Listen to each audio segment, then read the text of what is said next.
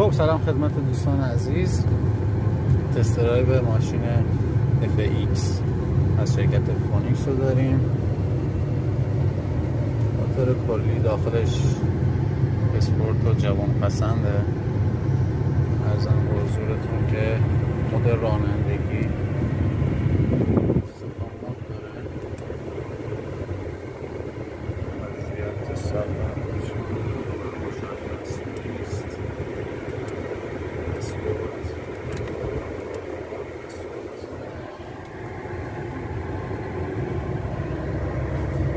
شتابگیریش رو بخوایم ببینیم.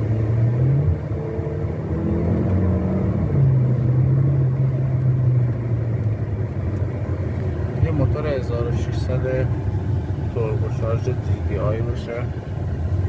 نسبت به هیکلش با شتاب خوبی میگیره. یه سری ایراداتی که دارن این ماشینا اسمشون شاسی بلند هست، ولی اون هندلینگ و کنترل روی چرخ‌ها رو آنچنان نداره. شما زمانی که شتاب گیری می‌کنی به صورت خیلی سریع می‌خوای شتاب گیری کنی، یه خورده ماشین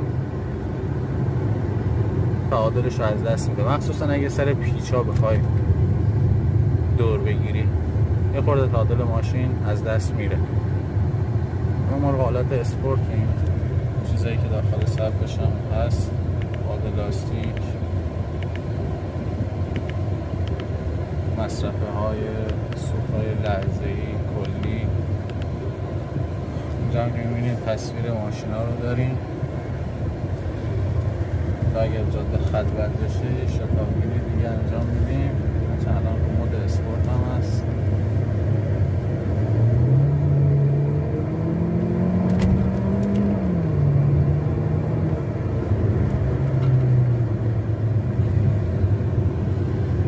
شتاب خوبی داره نسبت به جسته‌ای که داره.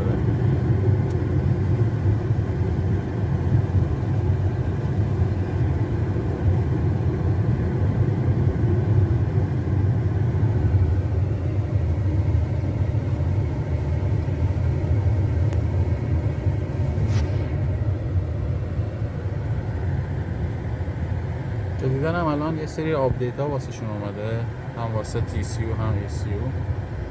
حالا این ماشین آپدیت ECU شده